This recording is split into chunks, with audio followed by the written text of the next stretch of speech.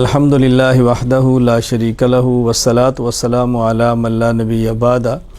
پارہ نمبر 20 سورہ نمل چل رہی تھی، تو پارہ نمبر 20 کے شروع میں اللہ رب العزت نے کچھ دلائل تو اپنی قدرت کے بیان فرمائے کہ اللہ تعالیٰ کے علاوہ رزق کون دے سکتا ہے، تکلیفیں کون دور کرتا ہے، بارشیں کون برساتا ہے، تمہاری حاجات کو پورا کون کرتا ہے، اللہ کے علاوہ کوئی نہیں ہے۔ تو اللہ تعالیٰ نے اپنی قدرت کے دلائل بیان فرمائے۔ اللہ تعالیٰ نے قیامت کی نشانی بیان فرمائی ہے کہ ایک جانور نکلے گا جو لوگوں سے باتیں کرے گا، یہ صفا پہاڑی سے نکلے گا۔ اس کے بعد اللہ تعالیٰ نے اپنے پیغمبر سے فرمایا کہ آپ یہ بات ان کو فرما دو کہ دیکھو جو ہدایت حاصل کرتا ہے اس کا نفع اس کو ہوگا، جو نقصان اٹھاتا ہے، ہدایت اختیار نہیں کرتا، ضلالت اختیار کرتا، اس کا نقصان بھی اس کو ہوگا۔ میرے ذمہ تو قرآن کریم پڑھ کے سمجھانا ہے، میں نے تمہیں سمجھا دیا، دونوں راستے تمہارے سامنے ہیں۔ جو حق اختیار کرے گا فائدہ اٹھائے گا، حق کو چھوڑے گا تو دنیا آخرت میں تباہ و برباد ہوگا۔ سورۃ النمل کے آخر میں پھر اللہ تعالیٰ نے فرمایا کہ پیغمبر آپ مکہ سے ہجرت فرما کے مدینہ جا رہے ہیں، تو جس اللہ نے آپ پر قرآن کریم نازل فرمایا ہے انشاءاللہ واللہ آپ کو واپس مکہ بھی لائے گا۔ اور یہ وعدہ پورا ہوا، رسول اکرم صلی اللہ علیہ وسلم پھر مکہ مکرمہ فاتح بن کے تشریف لائے۔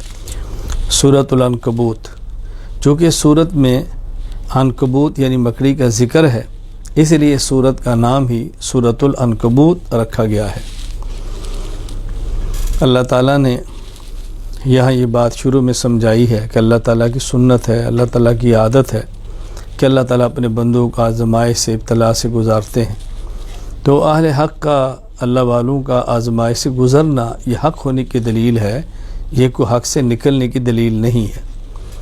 پھر اس صورت میں اللہ تعالیٰ نے انبیاء علیہ السلام کا ذکر فرمایا ہے کہ انبیاء علیہ السلام میں سے بطور خاص حضرت نوح علیہ السلام کا، حضرت ابراہیم علیہ السلام کا، حضرت لوط علیہ السلام کا، حضرت شعیب علیہ السلام کا یہ ذکر فرمایا، ان کے حوال بیان فرمائے، اور ان کے حوال بیان کر کے اللہ تعالیٰ نے اطمینان اپنے نبی کو دیا ہے، تسلی دی ہے کہ حوال پہلے نبیوں کے ساتھ بھی آئے ہیں۔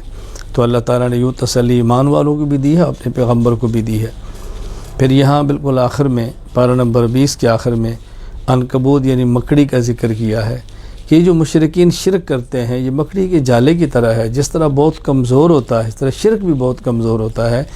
تو مکڑی کے جالے سے بچو اور توحید کا دامن تھامو جو بہت مضبوط ہے۔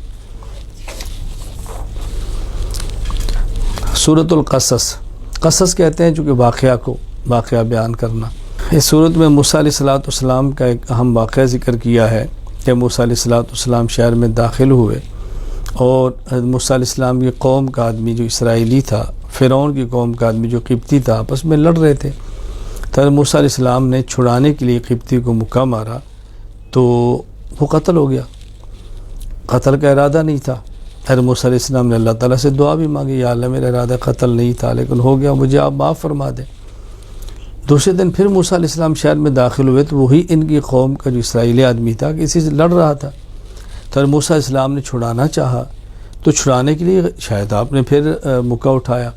وہ اسرائیلی بول پڑا کہ کل آپ نے اس کو مارا تھا تو آج آپ مجھے ماریں گے۔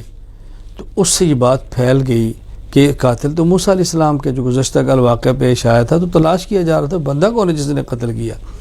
پھر موسیٰ علیہ السلام وہاں سے چھپے اور چھپ کر اپنی جان بچانے کے لیے دوڑے، اور مدین کا آپ نے رخ کیا۔ راستے میں ایک جگہ آپ ٹھہرے جہاں کنواں تھا، لوگ پانی وہاں سے بھر رہے تھے، اور وہاں دو عورتیں بیٹھی تھیں، بچیاں کیوں بیٹھی ہیں؟ کہا جی لوگ جائیں گے تو ہم اپنی بکریوں کو پانی پلائیں گے۔ موسیٰ علیہ السلام لوگوں کو پیچھے ہٹایا اور آپ نے اس کنویں میں سے پانی نکالا، ان کی بکریوں کو پلایا، اور پھر ایک طرف ہو کر بیٹھ کر اللہ سے دعا مانگی، یا اللہ میں مسافر ہوں، محتاج ہوں، آپ میرے رزق کا انتظام فرما دیں۔ یہ دونوں بچیاں حضرت شعیب علیہ السلام کی بیٹیاں تھیں۔ ان نے واپس اپنے باپ حضرت شعیب علیہ السلام سے برا واقعہ بیان کیا، تو آپ نے فرمایا ان کو بلا کر لو، لایا گیا۔ تو حضرت موسیٰ علیہ السلام کی بیٹیوں نے کہا ابا جی یہ تو قوی ہے، ہم نے مشاہدہ کیا ہے، اتنا بڑا ڈول ہے پانی کا نکالتے ہیں، ساری بکریوں کو پانی پلا دیے، اور پھر امین ہے، حیا کا بہت خیال کی، آنکھ اٹھا کر بھی ہماری طرف نہیں دیکھی، آپ ان کو ملازمت پہ رکھیں۔ تو حضرت شعیب علیہ السلام نے موسیٰ علیہ السلام سے فرمایا میں چاہتا ہوں کہ آپ 8 سال تک میرے پاس ملازمت کریں، میں اپنی بیٹی کا آپ کو رشتہ دے دوں گا، اور اگر آپ 10 مکمل کریں تو آپ کی اپنی مرضی ہے۔ خیر موسیٰ علیہ السلام وہاں ٹھہرے، 10 سال تک بکریاں چرائیں، حضرت شعیب علیہ السلام کی بیٹی کے ساتھ نکاح ہوا، پھر آپ واپس تشریف لائے، اور موسیٰ علیہ السلام کا یہ واقعہ بڑی تفصیل سے یہاں پر موجود ہے۔ تو حاجت پیش آ گئی، بندہ کوئی نہیں تھا، پھر آپ نے ایک پہاڑی پہ دیکھا کہ آگ نظر آ رہی، وہاں گئے تو یہ موسیٰ علیہ السلام کو نبوت ملی، آپ کے اوپر وحی آئی، تو یوں موسیٰ علیہ السلام کا واقعہ پیش آیا۔ پھر آپ واپس تشریف لائے ہیں جہاں اپنے فرعون کو دعوت دی ہے، وہاں ایک شخص قارون تھا، بہت مال و دولت کا مالک، پورے اونٹوں کا ایک غلہ ریوڑ اس کا، یعنی یوں سمجھے خزانے کی چابیاں اٹھاتے تھے، اس کو اپنے مال پہ بہت ناز تھا اور اس کو بہت فخر تھا اپنے مال کے اوپر۔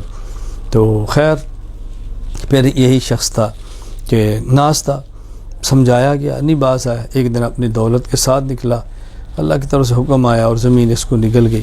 پہلے وہ لوگ جس کی دولت کو دے کے چاہتے تھے ہم بھی اس سے ایسے بنے، پھر انہیں کہا اللہ کا شکر ہے کہ اللہ تعالیٰ نے ہمیں اس سے بچا لیا۔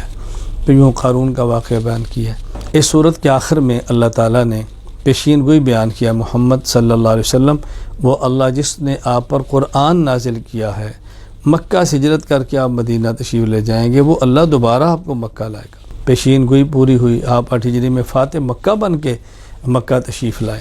تو یہ اس صورت کے مختصر سے مضامین ہیں جو میں نے آپ کی خدمت میں پیش کیے ہیں۔ اللہ تعالیٰ ہمیں ہدایت یافتہ بنائے، اللہ تعالیٰ ضلالت سے بچائے، انبیاء علیہ السلام کے واقعات اور قصوں سے عبرت حاصل کرنے کی توفیق عطا فرمائے۔